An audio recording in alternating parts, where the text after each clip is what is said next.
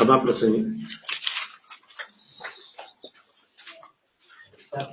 5 or 6. Anybody can read. നിന്റെ വായ നിന്റെ പാപത്തിലേക്ക് നയിക്കാതിരിക്കട്ടെ, അതൊരു അബദ്ധമായിരുന്നുവെന്ന് ദൂതന്റെ മുമ്പാകെ പറയുകയും അരുത്. നിന്റെ സ്വരം കേട്ട് ദൈവം കോപിച്ച് നിന്റെ കൈകളുടെ പ്രവൃത്തിയെ എന്തിനു നശിപ്പിക്കണം? Do not let your mouth cause your flesh to sin, nor say before the messenger of God that it was an error. Why should God be angry at your excuse and destroy the work of your hands? See, it is good to think. Closely introspect our conversation.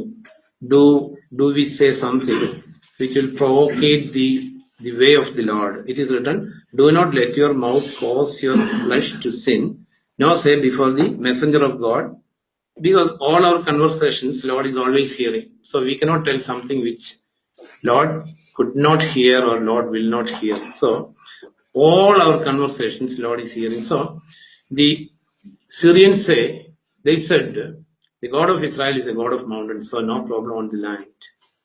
Same way, we are telling so many things. All our conversations, if it is not pleasing the Lord, our prayers will be blocked and Lord will do something to revenge our conversation. We have to know it. It was an error. So, now say before the messenger of the God that it was an error. You just introspect our, say, life for the last 30 days or 60 days. Is there anything we have uttered about which we thought that I should not have talked like that? Just think, it's good to think. It's good to think. Just 30 days or 15 days. Is there any incident we talked something about which we regretted later that I should not have talked to that man like that? My talk was not good and it was not glorifying the Lord. So if something we have talked in the past days, if you are not rightly repenting, if you are, our conversation can destroy our life. So it is written, and why should God be angry at your excuse and destroy the work of your hands?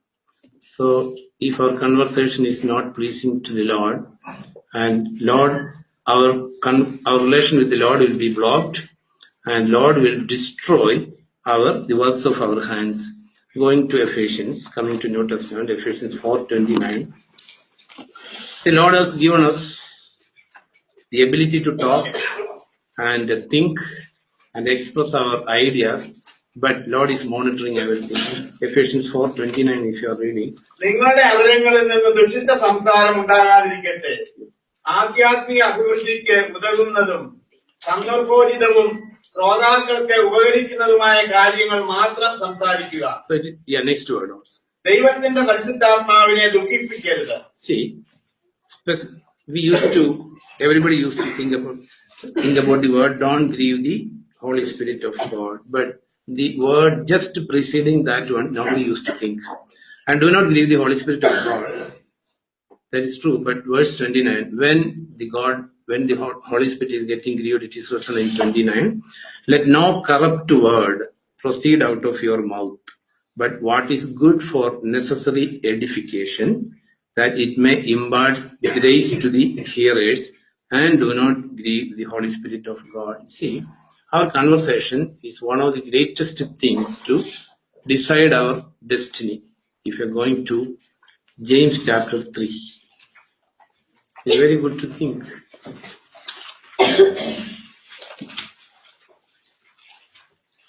So we read 3 verse 2 onwards. 2. Yeah. നാം എല്ലാവരും പല തെറ്റുകളും ചെയ്യുന്നുണ്ട്. പറയുന്നതിൽ തെറ്റുകൾ വരുത്താത്ത ആരെങ്കിലും ഉണ്ടെങ്കിൽ അയാൾ പരിപൂർണനാണ്. ശരീരത്തെ മുഴുവൻ കടിഞ്ഞാണിട്ട് നിയന്ത്രിക്കാൻ അയാൾക്ക് കഴിയും. നമ്മെ അനുസരിക്കാൻ കുതിരകളുടെ വായിൽ കടിഞ്ഞാണിടുമ്പോൾ അവയുടെ ശരീരം മുഴുവൻ നമ്മുടെ നിയന്ത്രണത്തിലാകുന്നു. കപ്പലുകളുടെ കാര്യവും നോക്കൂ. വലുപ്പമേറിയവയും ശക്തമായ കാറ്റിൽ സഞ്ചരിക്കുന്നവയുമാണെങ്കിലും ചെറിയ ഒരു ചുക്കാൻ കൊണ്ട് കപ്പിത്താൻ ഇഷ്ടമുള്ളിടത്തേക്ക് അവയെ കൊണ്ടുപോകും. അതുപോലെ ചെറിയ ഒരു അവയവമാണല്ലോ നാവ്, എങ്കിലും അത് വൻ കാര്യങ്ങളിൽ വമ്പ് പറയുന്നു.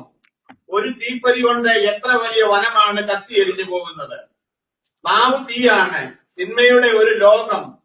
അത് നമ്മുടെ മറ്റവയവങ്ങൾക്കിടയിൽ സ്ഥിതി ചെയ്തുകൊണ്ട് ശരീരത്തെ മുഴുവൻ കളങ്കപ്പെടുത്തുന്നു.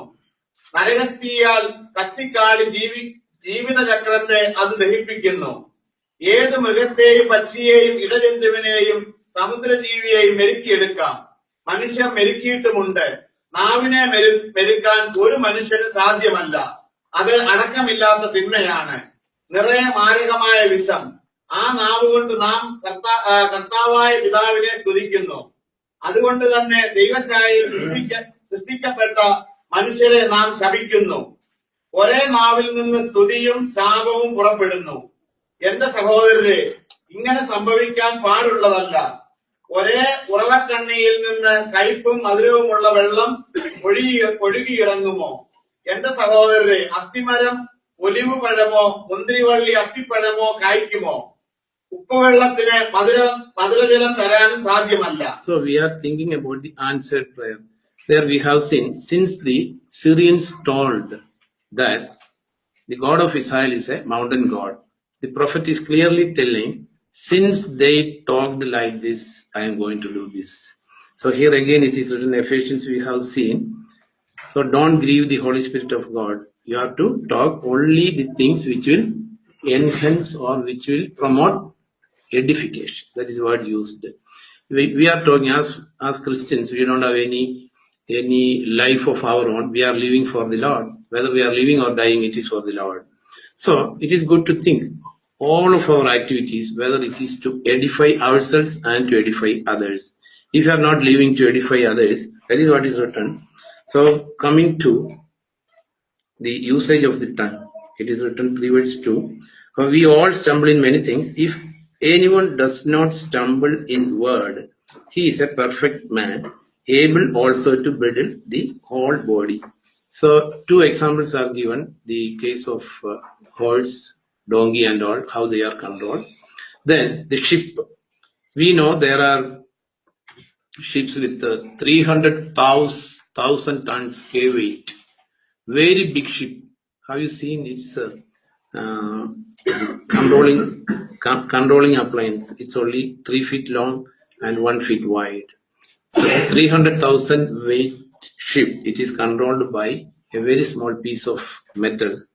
That is what is written. So our destiny, we are very big people.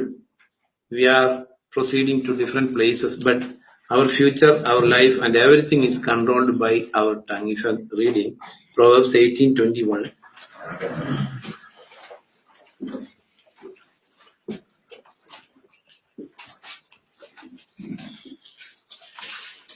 മരണവും ജീവനും നാവിന്റെ അധീനത്തിലാണ്. അതിനെ സ്നേഹിക്കുന്നവർ അതിന്റെ ഫലം ഭുജിക്കും. See, the life and death, it is under the control of the tongue. So when you are misusing your tongue to hurt others, to bring pain to others, and you are talking something which will not edify others, you are proceeding to death. So death and life, it is totally under the control of the tongue. So here it is written. So we are all doing many things, but if somebody is able to control the tongue, he's a perfect man. That's what Bible says. So again, it is good to think, how is our conversation? Are we serious about our talk? Do we think before we are talking? If you are going to Proverbs 15:27.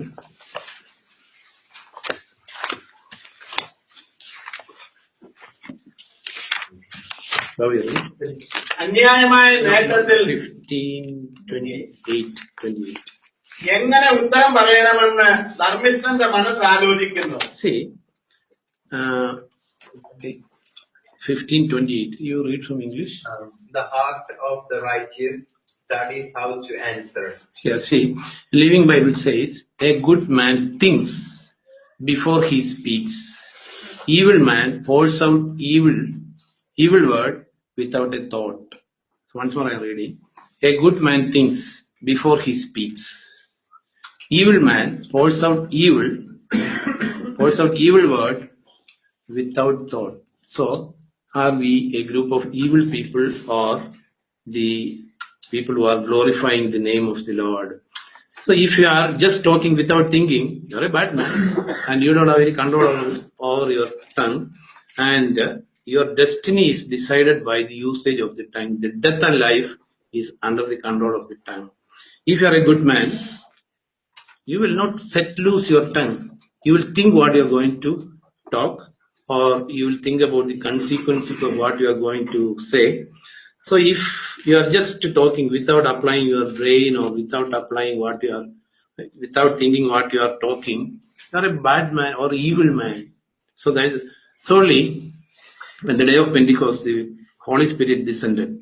When Holy Spirit descended on Jesus, it was in the form of the dove, whereas Holy Spirit descended on human beings, it was in the shape of tongue. Because if you are coming to the Lord wanted to possess your tongue. The Holy Spirit wanted to possess your tongue.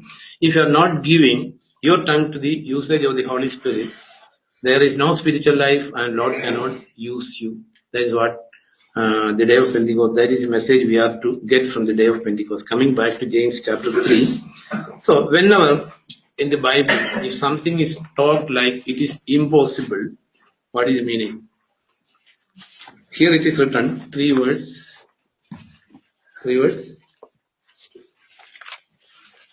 James 3. Not 2. It is written, just I will read. Just now we have read it. 3 verse 8. Once more you read. നാവിനെ മെരുക്കാൻ ഒരു മനുഷ്യന് സാധ്യമല്ല. You have to think about it. See, it is written, but no man can tame the tongue. Once it is written, no man can tame the tongue, means no man can tame the tongue. Similar words, if you are going to Mark 10 verse 27.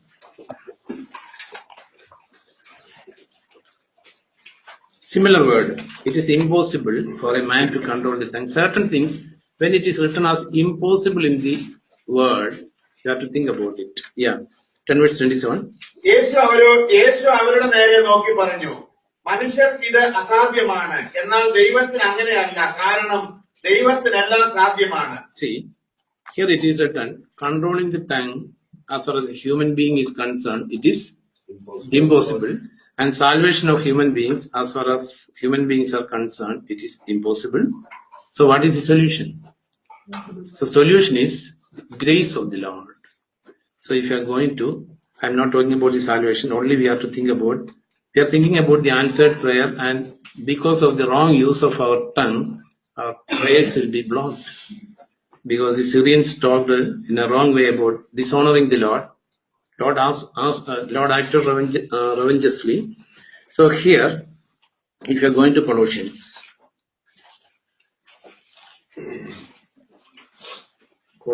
4 verse 6, if you are reading, then you read from English. I will read. Colossians 4 verse 6. I will read. Let your speech always be with grace, seasoned with salt, that you may know how you ought to answer each one. So in James we have seen it is impossible for human beings to control their tongue. Here the solution is given. Let your speech be with grace. So salvation, it is impossible for human beings, but with the grace we are saved. So here again, let your speech always be with grace. If you are depending on grace, is nothing but the help from the Lord when you are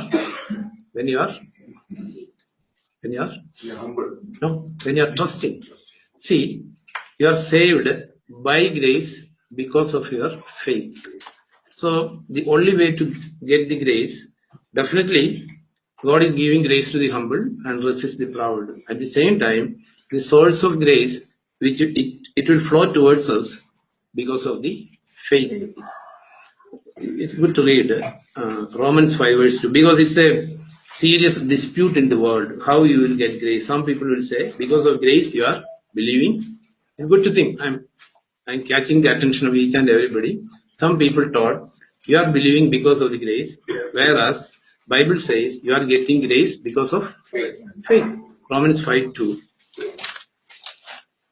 അവനിലൂടെ ഈ കൃപയിലേക്ക് വിശ്വാസത്താൽ നമുക്ക് പ്രവേശനം ലഭിച്ചു. So we have entered into grace because of faith. Let the entire world teach in a different way.